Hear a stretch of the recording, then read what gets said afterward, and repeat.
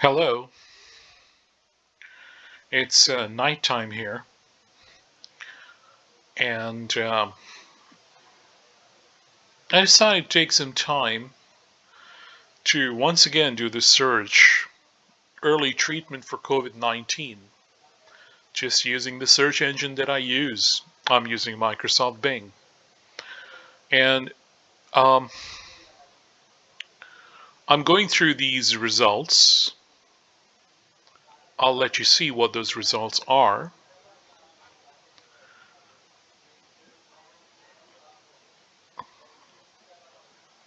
And you're welcome to look through any of those results. Some of those sources I have not seen before. That doesn't stop me from investigating or looking into the sources. I don't have a bias for or against a source. I look at the information, that specific information.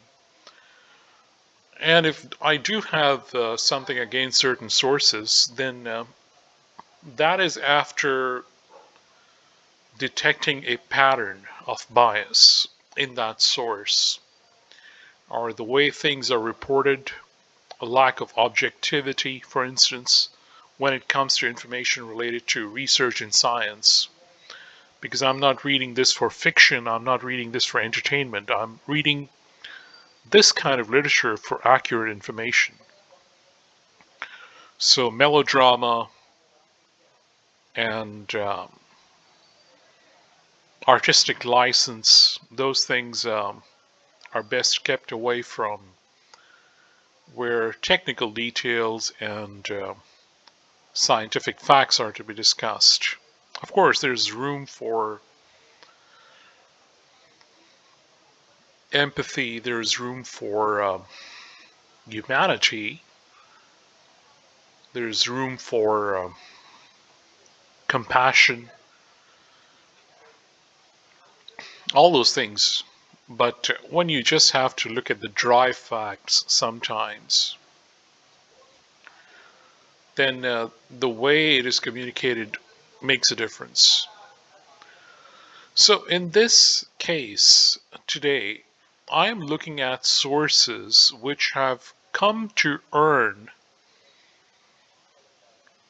a negative view from people, particularly on social networks. Maybe Twitter is the best example, the one I'm familiar with, and also because it's a platform which consistently lacks in nuance, in in-depth discussion because of its brevity. So I'm looking at some of these articles for the very first time. Excuse me. So when I typed in early treatment for COVID-19 and these results came up, I started from this page, and then a few other results also that I looked at. They have links on the page, and I opened some of those links. So I have 1, 2, 3, 4, 5, 6 tabs open, and I am going to go through this information, and you have to admit that excuse me, when these institutions put out information on their websites, it is there's a quality in presentation, there's a quality in content also, because these institutions like the World Health Organization or the FDA or the IDSA, that's the Infectious Diseases Society of America,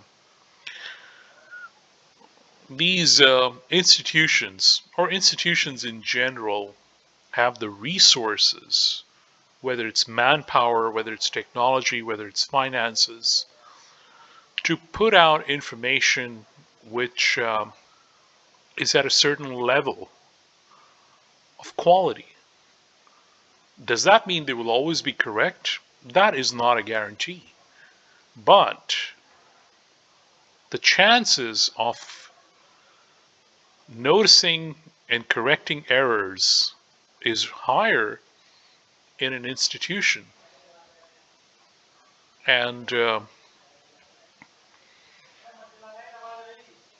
the information put out by these institutions is, after all, coming to an individual. I, as an individual, am looking at this. So this information, it says the latest update is from 13 May 2021. Let's look at some of it. And I'll be putting the links to all these. Excuse me. I'll be putting the links to all of these in the video description. But just look at this. You don't come across this kind of information on Twitter, just because of the character limit on Twitter. So how much better it is to come to the website and read through it. So what is COVID-19? Should we be asking this question now, at this time? Well, it's still there on the website. Anybody can still look at it. COVID-19 is the disease caused by a new coronavirus called SARS-CoV-2.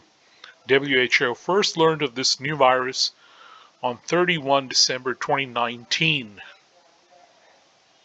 following a report of a cluster of cases of viral pneumonia in Wuhan, People's Republic of China. Is that clear? They mention Wuhan, they mention viral pneumonia, and even if the date you don't agree with, excuse me, even if you don't agree with 31 December, well, if you think it should be somewhere close to November, fine, that's not a problem. You can differ with them on the date. But is this clear? It's absolutely clear. Just a moment, I'm going to turn off my phone so I don't get disturbed, except for disturbances from the outside, which are still happening because the nearby businesses are still at work. Okay, let's go to what are the symptoms of COVID-19, and then we'll just look furthermore down the page. And this information is as simple as it can be, because people with bare minimum education would also be looking at this. Definitely not only the professionals, not only doctors and physicians, but people with bare minimum education who can just simply read this. So the most common symptoms of COVID-19 are fever, dry cough, and fatigue. Other symptoms that are less common and may affect some patients include loss of taste or smell, nasal congestion, conjunctivitis, also known as red eyes, sore throat, headache, muscle or joint pain, different types of skin rash, nausea or vomiting, diarrhea, chills or dizziness. Well, to me, something new that I looked at is conjunctivitis and skin rash. I didn't know about these symptoms. The rest I have read in other places. Excuse me. Symptoms of severe COVID-19 disease include shortness of breath, loss of appetite, confusion, persistent pain or pressure in the chest, high temperature above 38 degrees Celsius. Other less common symptoms are irritability, confusion, reduced consciousness, sometimes associated with seizures, anxiety, depression, sleep disorders, more severe and rare neurological complications such as strokes, brain inflammation, delirium, and nerve damage. Well, again, this is a very comprehensive list of symptoms, but don't be mistaken into thinking that these symptoms are only associated with COVID-19. And you could question, why are these symptoms listed for COVID-19? You could ask that question as well. So it says further down, after listing the symptoms in the bullet points, people of all ages who experience fever and or cough associated with difficulty breathing or shortness of breath, chest pain or pressure, or loss of speech or movement should seek medical care immediately. If possible, call your healthcare provider, hotline, or health facility first so you can be directed to the right clinic. Well, my thinking about this is the people who could be experiencing these symptoms may have hardly anything to do with the COVID-19, because these symptoms could be from drug withdrawal, for instance. If somebody's taking medication and they do not get the medication that they are used to taking for a chronic condition, it can produce those side effects, which are listed as symptoms here. Very real possibility. So now the next point, it says, I'll still say dwell on those things, because just symptoms is the beginning of the matter. It's the body's telling you something. It's not the end. You don't just treat the symptoms. Well, a lot of healthcare these days is treating symptoms, but symptoms are signs. The body's telling something. Something is wrong. Could be with the food, could be with the water, could be with the medicines, could be from drug withdrawal, could be change in environment. So many things, so many things. So I opened this one. What happens to people who get COVID-19? It says among those who develop symptoms most, about 80% recover from the disease without needing hospital treatment.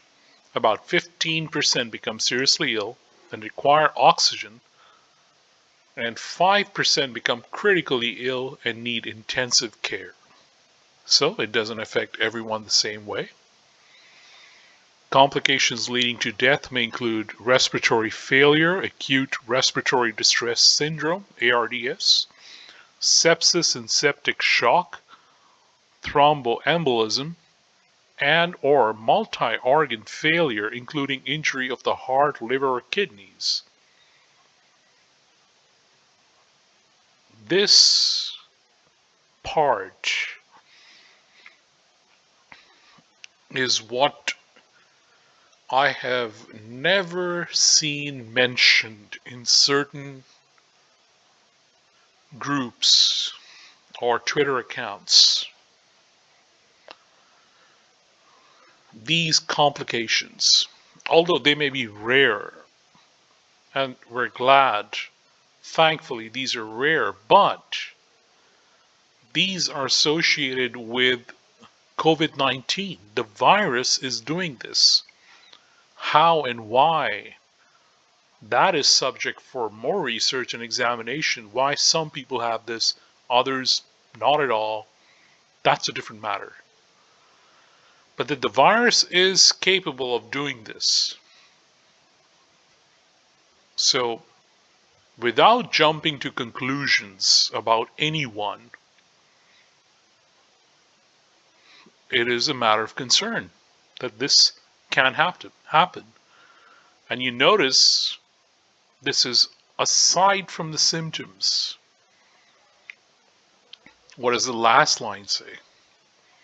In rare situations, children can develop a severe inflammatory syndrome a few weeks after infection.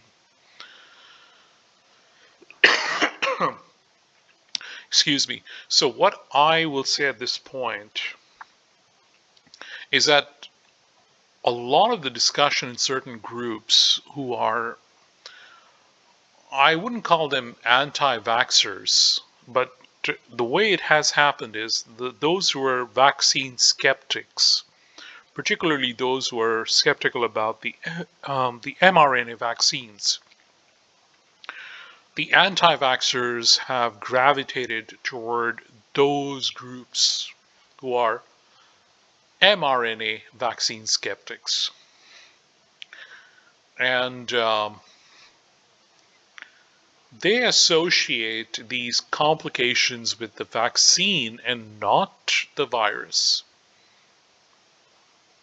without having gone through the trouble of examining the evidence, simply based on certain prejudices, preconceived notions, and biases. Could they be correct? Of course they could be correct. But the method of science requires investigation. So if somebody says the injury to the heart was because of the vaccine, there has to be evidence to make that assertion. If the assertion is made the injury to the heart is from COVID-19, there has to be evidence. The best of both worlds would be there should be no injury to the heart from the virus or the vaccine. That would be the best of both worlds. But if there is, and this also has been subject of research, when you hear familiar terms like they have become familiar. I had not heard of these in everyday conversation for the longest time, but now you hear about myocarditis, you hear about pericarditis,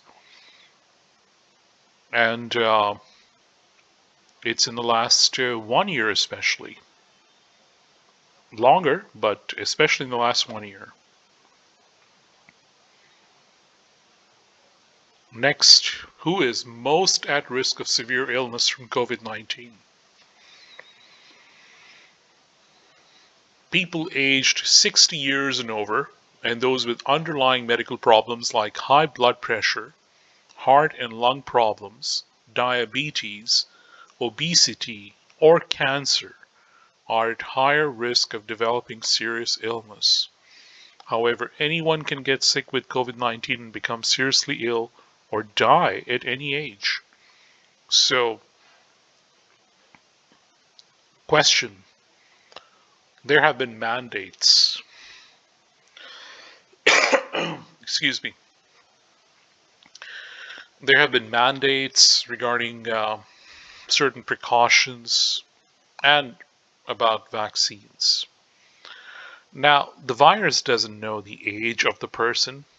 The virus doesn't know anything. It's just doing what it is. And it's the people who have to make an informed and intelligent decision. They ought to know about themselves. Do they have any of these conditions? And if they have their age and these underlying conditions, what we call comorbidities, then they have to make a decision based on correct information. They have to consider their own situation. Nobody needs mandates.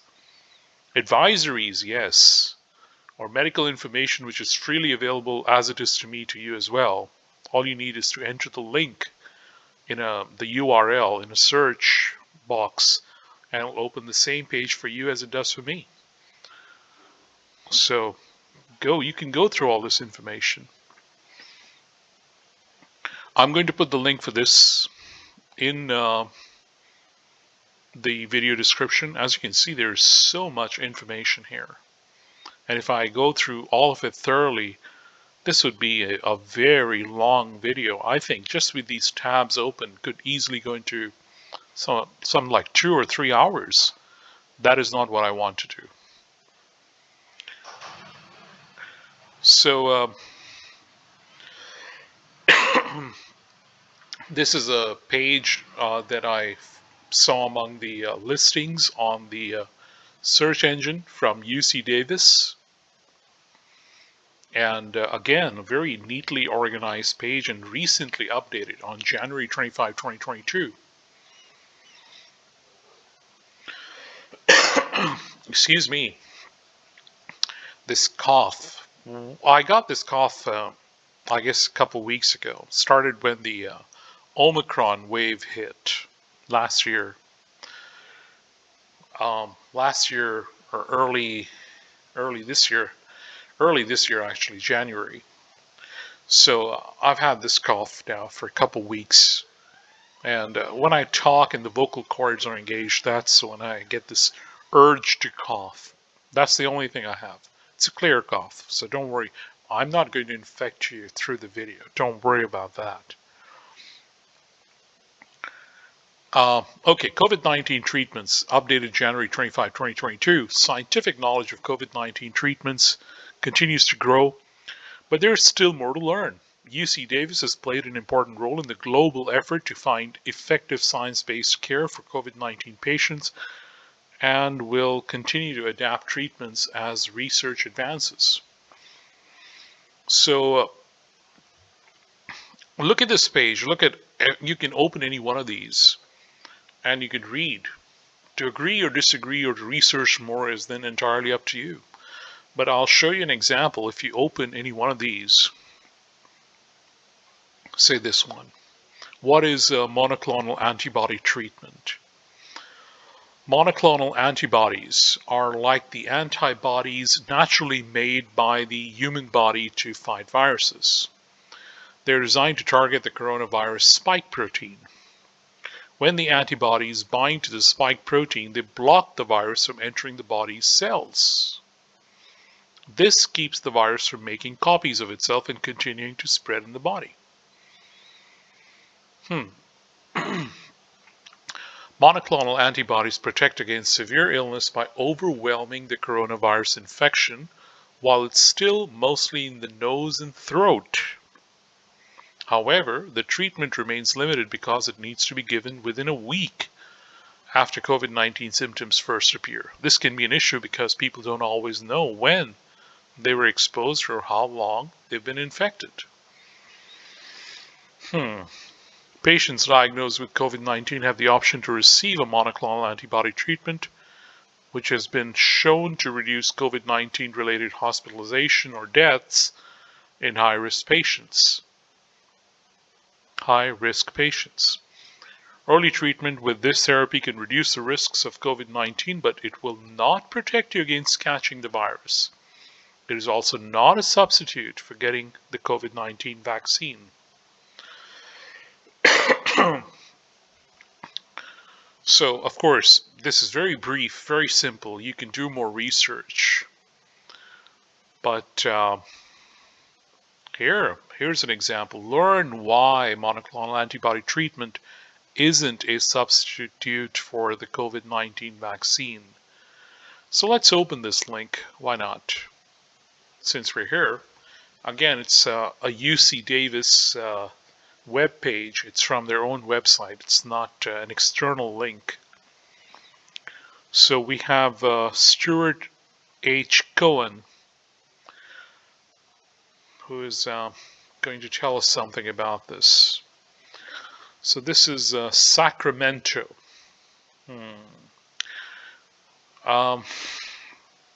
Let's see.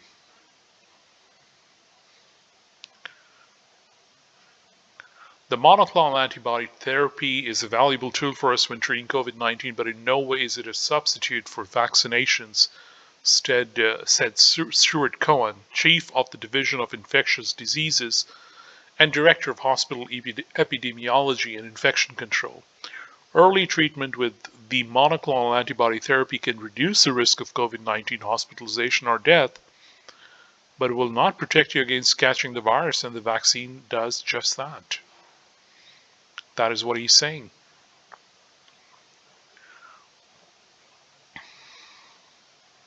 So again and again, this thing is mentioned. So here's a comparison between monoclonal antibody treatment versus vaccine. Of course, we have to remember that the vaccine utilizes the body's immune system. It generates an immune response. Whatever the technology of the vaccine is.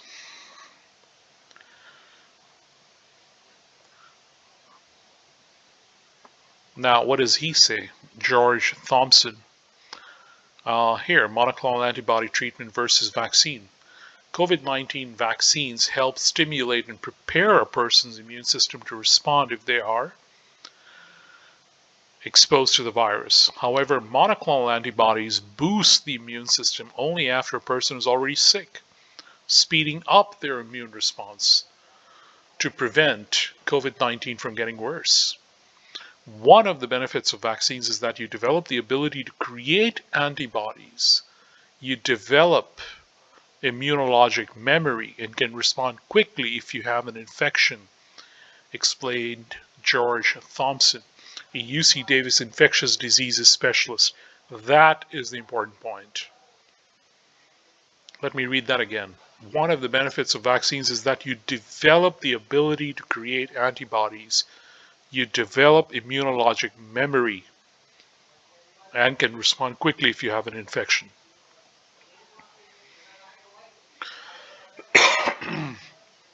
Excuse me. Monoclonal antibody treatment can neutralize the virus, but it is only effective for a few months. A vaccine offers significant protection before being infected and for a much longer period. Now, at this point, we can say that there has been a push for vaccines and boosters after variant, and particularly the mRNA vaccines are very variant specific. So people are tired of getting one after another shot. And they're justified because initially they thought there has to be 1 or 2 shots and that would be it. But now it's already 4 shots in a year. And what exactly is being done?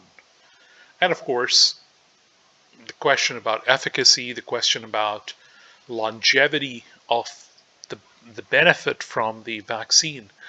And so some people are hesitant to call them vaccines. They're calling them therapeutics.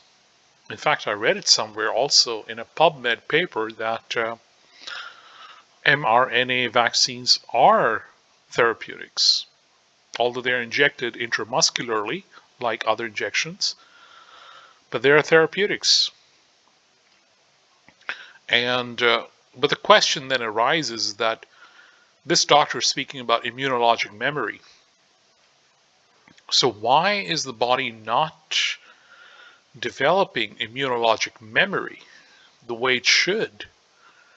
Maybe it's a drawback in the mRNA vaccines in comparison to other vaccine technologies, the traditional vaccines.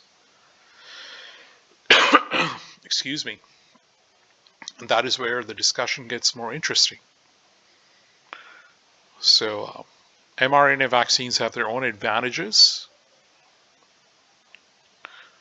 and the tried and tested traditional vaccines, in the long run, which is going to be better? That has to be a question that should be answered by now. And maybe that is the reason why Israel has ordered the Novavax vaccines, which is already something used in Europe, already used in India, got the approval from the health agencies in Europe and in India. They're produced in Europe and produced in India. Novavax, though, is a US company, of course. But the same technology in the vaccine has already been utilized and found to be good. So that might answer the question. Again, this page, IDSA guidelines on the treatment and management of patients with COVID-19.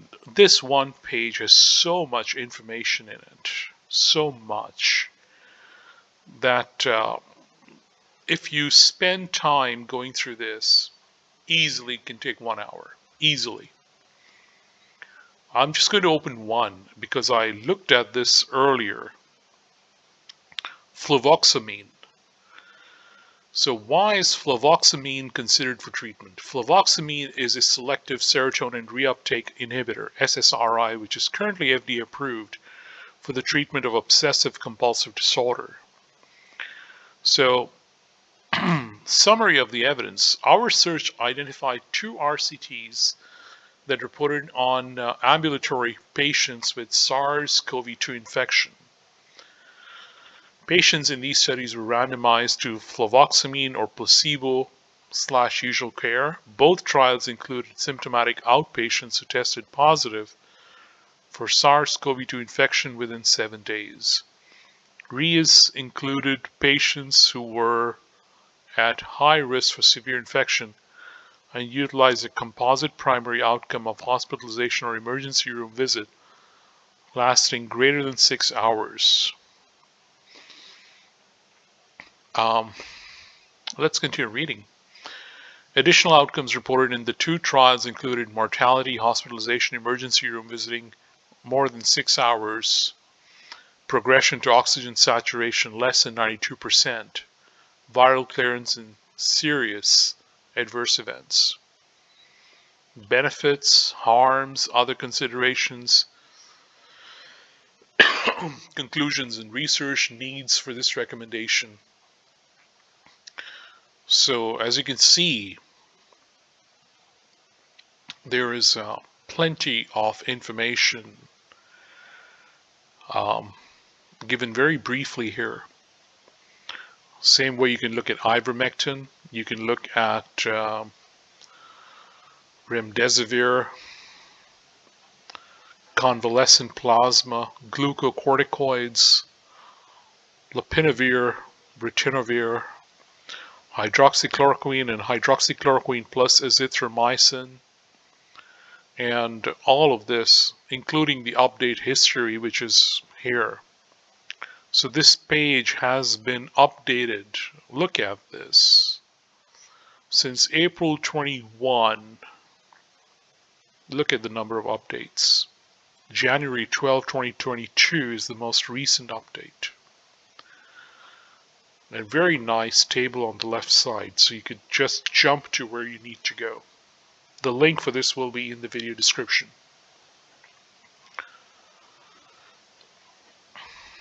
This page I've already considered in another video about ivermectin.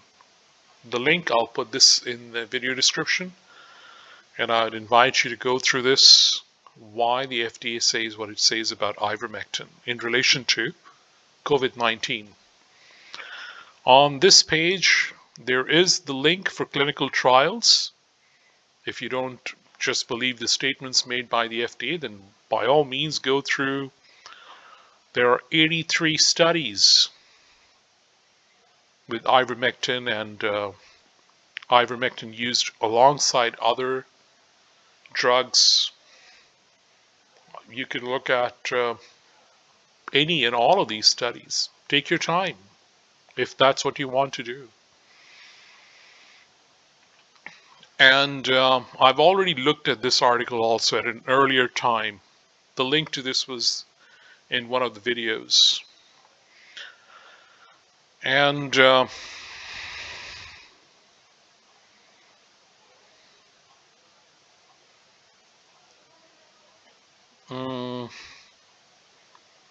it mentioned something about a Russian-made vaccine, and just one of the links I'm looking at.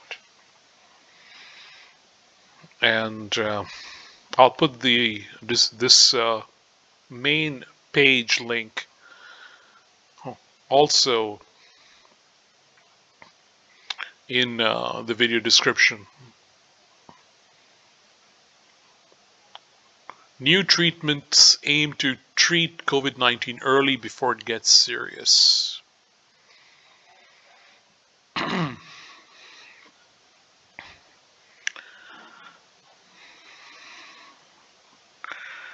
What is it that I want to focus on this page?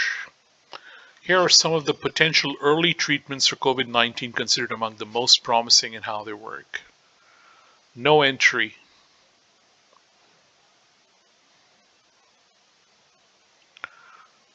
Let's read this a little bit. I'm going to enlarge the text.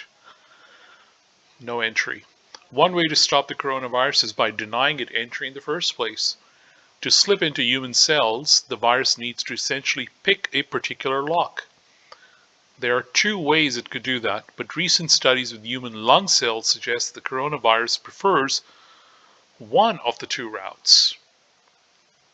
That route relies on a protein-cutting enzyme called TMPRSS2 to snip the knobby-looking spike protein studding the virus's surface. That cut allows the virus to fuse with the cell membrane and dump its genetic material into the cell. Once inside, the virus can multiply.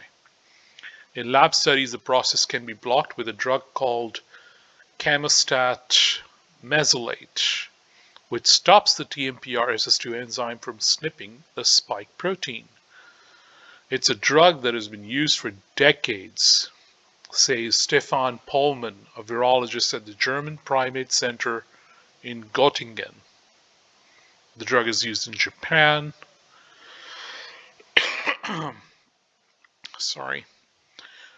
etc., etc. Replication wreckers.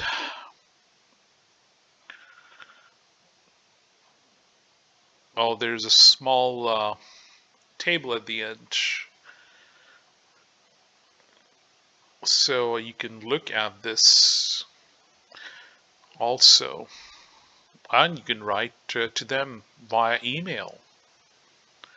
A version of this article appears in the September 26, 2020 issue of Science News. So this information is not very old, September 26, 2020. So it is old, actually, considering how much has been learned. But it's still up there, and you can look at this. So this was August 24, 2020. This was one of the reasons I was reluctant to look at this article, because it's considerably older than the other articles. But still, I'm going to put the link for this also in the video description. So at this point, I'm nearing almost 40 minutes, a little over 37 minutes at this point, but I'm going to close this video now. And I'm quite satisfied with what I've read and the web pages that I've found, because these web pages are rich with information, and you can really learn a lot in an easy to read, well-organized format. So I'm going to put the links for all of these in the video description.